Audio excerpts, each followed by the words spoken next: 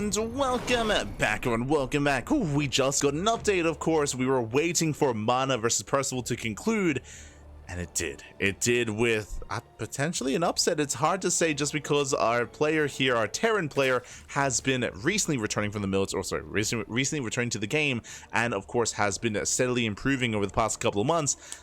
Alas, our Terran, Percival, did take down Mana 2-0. Now we have our quarterfinals match. Spawning in the top right-hand corner of a Hellscape, we have our South Korean Zerg player, the Blue Zerg, representing Team Falcons. It is Rogue. And spawning in the bottom left-hand corner, we have his opponents. We have the South Korean Terran player, the Red Terran himself. Just look down Mana, it is Percival. Have to fix up that team logo. There we go. And if you're in the chat, you know what time it is. It is Gamba time. Predictions are open. Place your bets on who you think will claim the series. Best of luck in the chat as we feature one of the maps that I am very unfamiliar with. I believe this map has been used on the or during the Monday Night Weeklies. This is a very large map in the map pool. It is an old TLMC map instead. Not a current TLMC map, but an old one. We do have a quite defendable natural base, actually a choke point coming towards that natural. Not too much room here behind the natural mineral line either, bear that in mind. Third base is looking very secure. Once again, we have a ramp on the right hand side, we have a choke point here towards the right as well, very close by here to the natural location, so really close by third. A little bit caught off guard by how congested and how close together these three bases are. Meanwhile, the northern fourth base also choke point coming into it. It's on the low ground, so the fourth base is going to be a little bit more exposed, but more to be honest, still looking very defendable.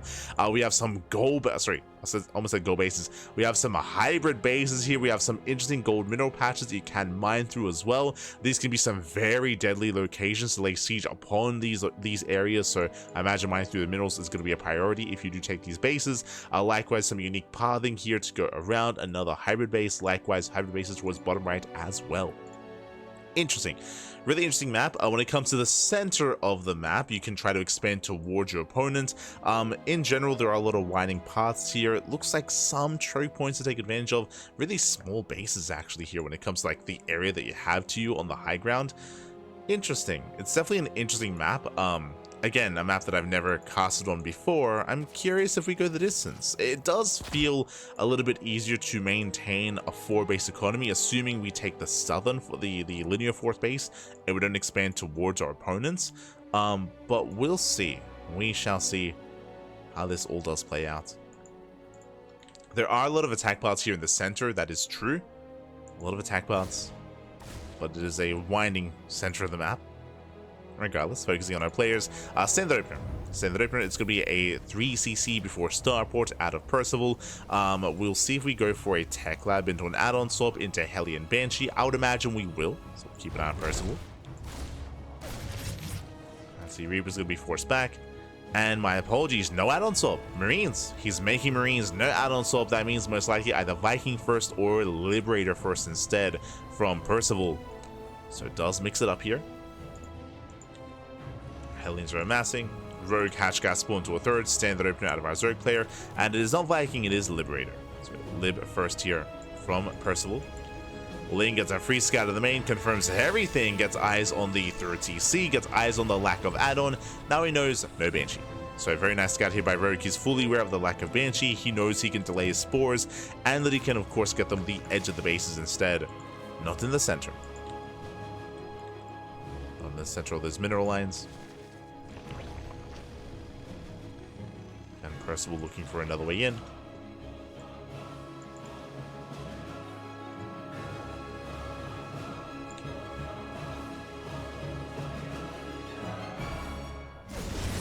Does rotate. Does rotate around. 3-1-1 setup back at home. Third base now being taken. Rogue does make extra links just to be safe and secure, just to keep up with any potential Hellion dives. And you can already see the difference between this map and a map like Amygdala or a map like El Dorado, which we featured previously. Here it is so much easier to rotate between the natural, the third, the 4th base location, even threatening to dive onto the Queens. But you can see how much more freedom the Terran has when it comes to pivoting in between all these bases. Like this is a map.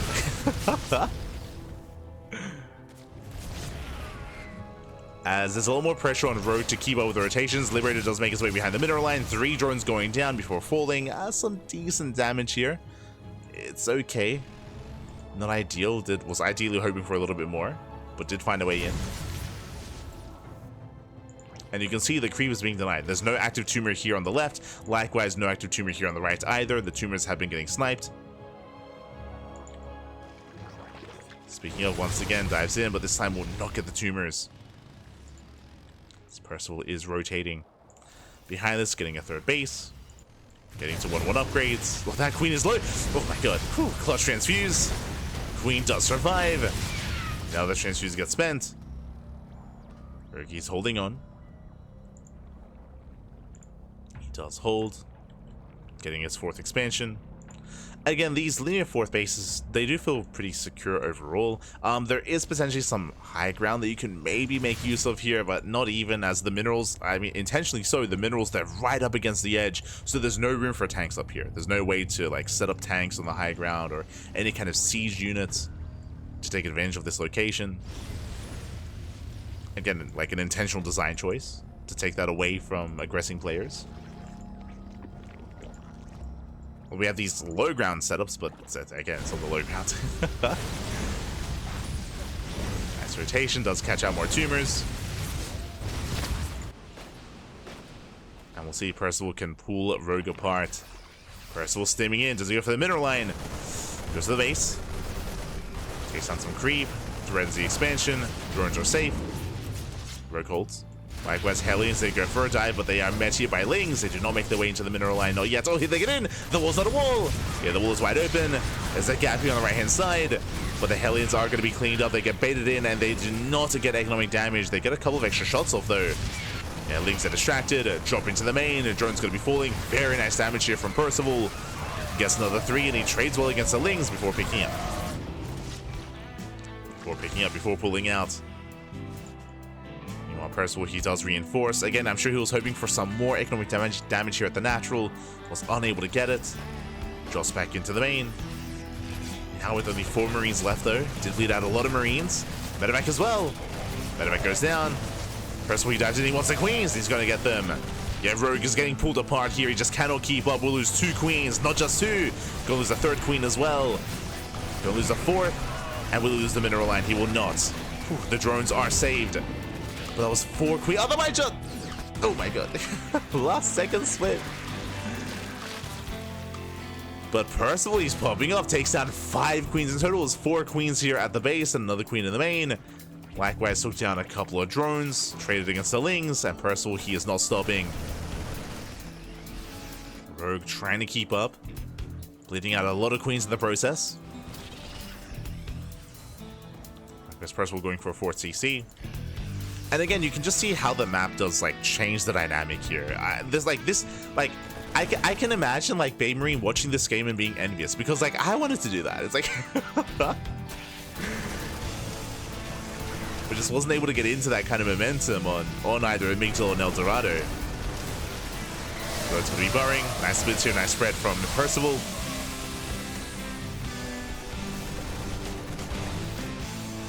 Moving in. Oh! Spread there from Rogue, avoiding those mine shots, teams with widow mines, and so far Rogue is keeping up. Now what's important here is that this was a pretty intense early to mid game. That is true, but Percival is slowing down. Percival, he bled out a lot of Marines, he bled out a lot of drops. Liberator gets 5 drone kills, nicely done, but for the most part that multiple aggression isn't there anymore, and now Rogue is out on the map. Aliens, they roll in, they go for the mineral line, SCV is there, up, trying to escape. Nice lift, saves the workers despite that, up. Oh my god. Still 8 SCVs going down. That could have been so much worse. Percival still pushing. Forced to lift. Lings, they barely defend across the map. They barely avoid those widow mines. And Percival is being forced back. Rogue is keeping up, he's counterattacking, getting damage done as well. Forces out a scan.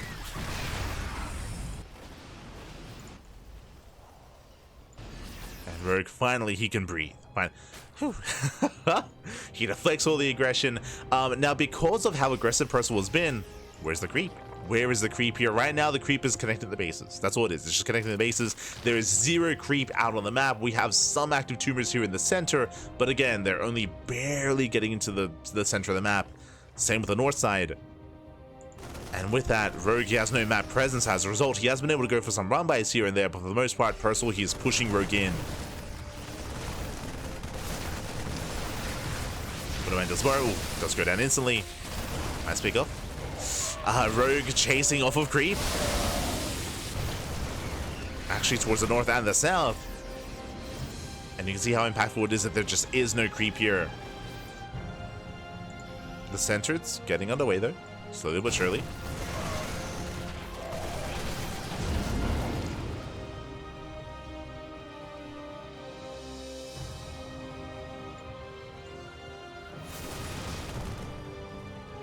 Percival moving in. And Liberation has arrived. He has his freedom. He's maxed out as well. And Rogue doing everything he can to just survive, to hold on. Maybe rolling forward. Decent mine shots. Liberators are going to be going down once again. Nice kiting off of creep. Rogue takes some rough trades. Yes, a very rough trades here off of creep. Is forced back once again. Percival, he maintains his position. Just barely.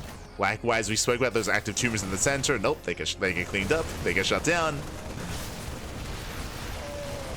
Catches another queen. How many queens are we down to? Okay, 7. We have been rebuilding the queens. That's still a hefty amount. 7 queens. Did I say 7? Ooh, down to 6. The army's over sim though. Army's over sim. Medevac gonna fall. Nice cleanup here by Rogue. Rogue cleans up the drop. Percival, he still persists, still continues.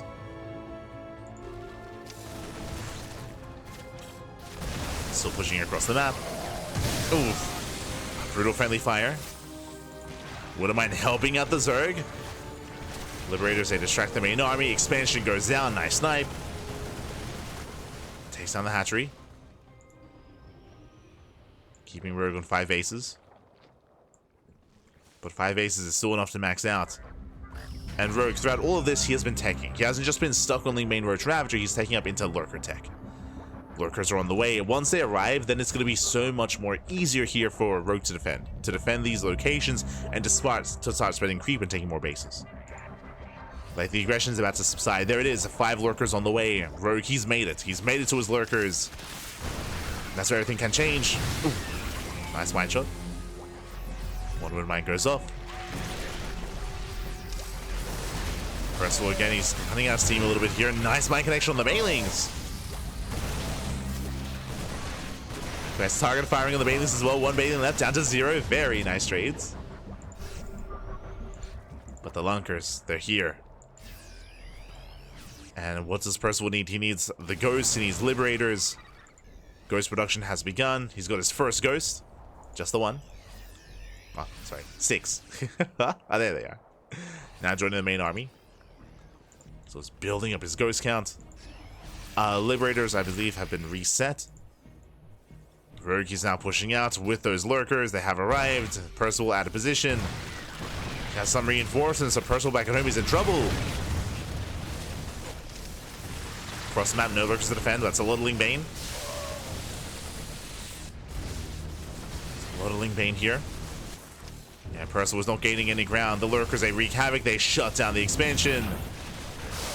Banelings rolling in. There's some decent mine connections. The Ghosts are exposed. They do survive. But the base goes down. Down goes the mineral line. Percival trying to go for some drop play, but alas, Rogue, he's keeping up. He shuts down the drops. Oh, there the Ghost, no! Takes out all the Ghosts. They were left exposed. And Percival, without those Ghosts, there is no answer. These Lurkers, they're suddenly out of control. They're moving further in. They take down the 3rd. Now they're going for the natural. And Percival, he's down to 2 Ghosts. 2 Ghosts remaining. And Rogue has done it. Again, you can see how the game shifts here once Lurkers hit the field. Ideally, Percival, he wanted to kill Rogue before that happened, and he got close. Like, Percival, he was doing a lot of damage. He was getting into mineral lines, taking down bases, trading well against the army. But not enough. Not enough damage. Did not break Rogue. As Rogue, he survived until the Lunkers, baby. GG gets called, and Rogue, he will take game number 1. Whew, GG. GG, well played. Rogue will take a lead in the series. Shout out to Percival. Percival doing very, very well when it came to his aggression, when it came to his multi-prong attacks. It was very impressive to see him just keep Rogue pinned, to deny any kind of creep, to trade well against the armies, but he just wasn't able to break Rogue. He wasn't able to break any of the critical expansions either. He was able to take down the 6th base, but he never got the 5th or the 4th, and likewise, even though he did get into some mineral lines, he was never able to deal critical economic damage. He was able to get a couple of drones here and there, but nothing major, and with that, Rogue, he survived. He survived, reached his final form. GG. GG, well played, and that leads us into game number 2. Ooh, game number 2 is gonna be on El Dorado. Okay, interesting. El Dorado, I mean, we saw how this map can play out in ZvT. We saw this in Babe Marine series, where depending on how our players expand, it can be very difficult to punish some of these bases because it's so awkward to rotate back and forth from the top side and the south side with your initial Hellions and with your drop play. So we'll see how Percival answers that problem. What is his answer to the problem that is El Dorado? As spawning in the bottom left hand corner, we have our South Korean Zerg player, our red Zerg leading the series 1-0. It is Rogue. And spawning in the bottom right hand corner, we have his opponent. We have the blue Terran player, the blue Terran himself, from South Korea, down in the series, but again, that was quite a game 1. We'll see if he can bounce back and force the ace match. It is Percival. Well, I'll do this. There we go. Here we go. And again, a very, very intense game 1 as well. Percival, he was looking really good. Honestly, as is typically the case with Percival, he has some very, very solid unit control and aggression and multi-prong attacks as well. The micro is there, but just barely was enough to break Rogue, just barely. As we're settling in. Meanwhile, the bracket is progressing. As a reminder, the current plan is to cover both semifinals. That is the current plan, at least. And hopefully that plan does persist.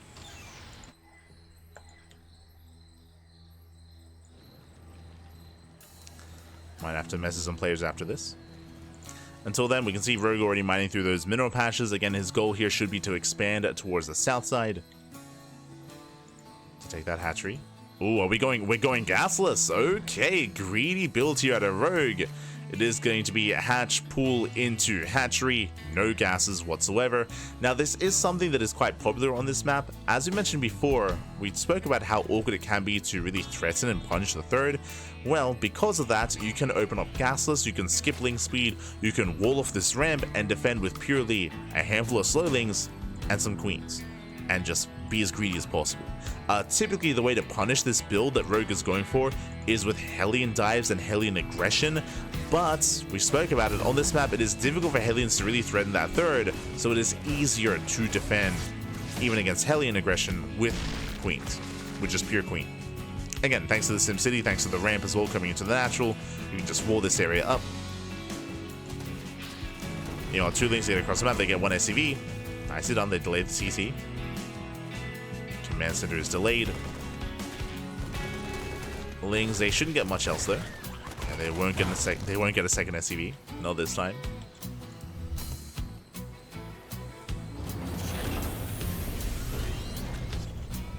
It's catching up in the chat.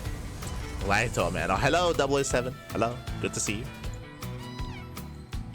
Good to see you. Hope you're doing well. Hope you're enjoying your week. As the Reaper dips into the main. Oh, dips in. Falls back. Gas is just now being taken. For now, Rogue just droning, just saturating. There's that Roach Warren. Again, we should be looking to wall off. Opening up Roach and delaying link speed for as long as possible.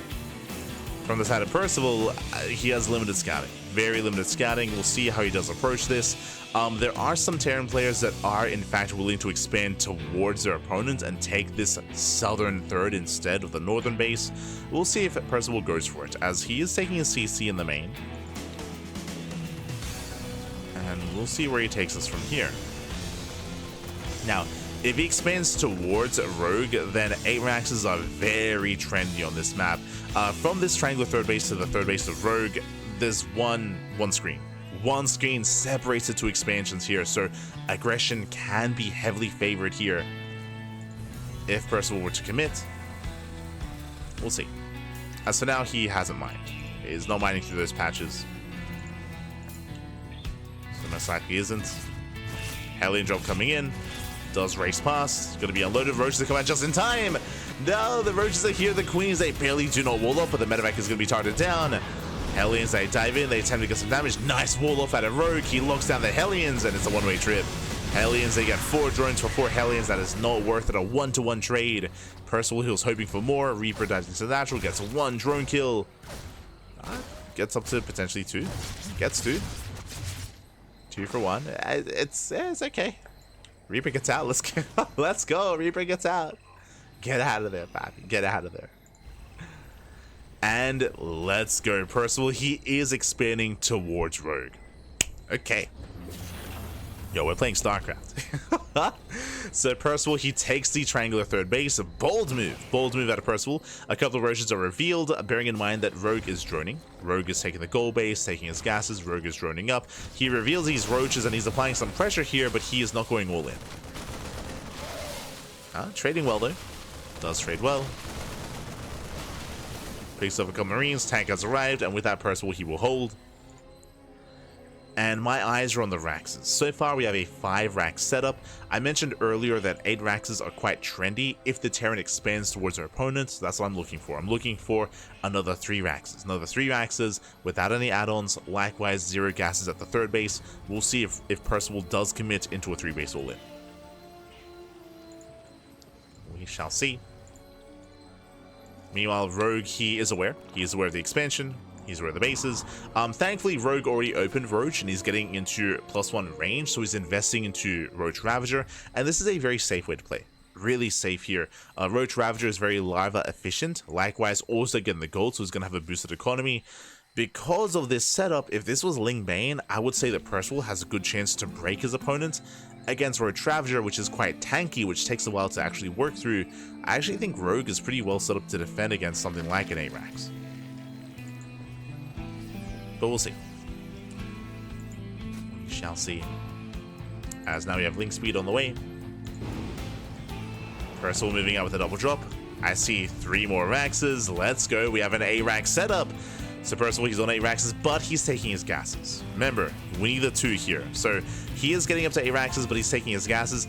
Typically, extra gases means that he's going to be getting add-ons, and he's going to throw down a second factory. So this is a sign of a 4th CC. Which is bold. It's a bold move here out of Percival. Yeah, Armory's on the way. Double gases. We should soon be seeing a 4th command center.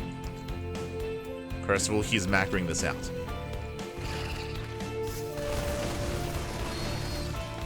Trading against the Roaches.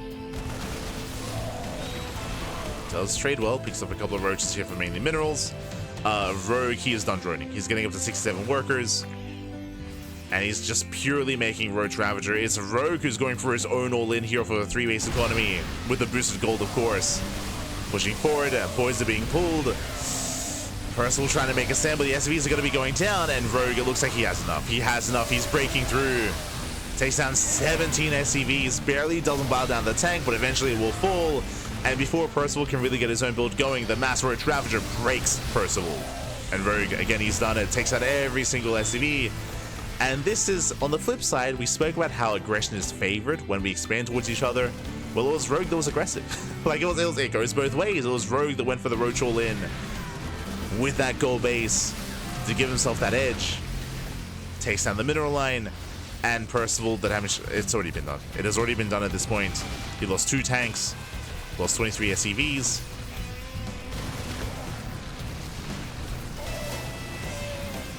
Roach is moving forward. And again, he just wants that tank, and he's going to get it. Here come the Vials. Tank goes down. There's 1 tank left. Lings, they dive on top of the tank. And there's nothing left here. Percival, he is being broken. I appreciate the attempted aggressive play expanding towards Rogue, but Rogue, he was ready for it. He shut it down, and GG gets called. Rogue will take the series 2-0. GG. Whew. GG, well played. An intense series here. Game 1 so far was like the game of the tournament. It was crazy. The game of the qualifier. Very intense back and forth on Hellscape. Here, game 2, I appreciate that Percival did take a different approach than Baby Marine on El Dorado, but you saw that it is a double-edged sword. You saw that, yes, on the one hand, 8 racks can hit like a truck, but hey, something hit before the 8 racks, and that was Rogue cutting workers at 67. That was 3 base saturation, but he transferred from the 3rd base to the gold, so he even had a boosted economy on a 3 base setup. So he hit even harder, committing into pure 1-1 Roach Ravager. Didn't take another expansion, did not drone, just committed into Rogue's own all-in, and he broke Percival. GG, well played. Did break him. With that, Rogue does advance on into the next round, and we have some of our semi-finalists ready. Let us go.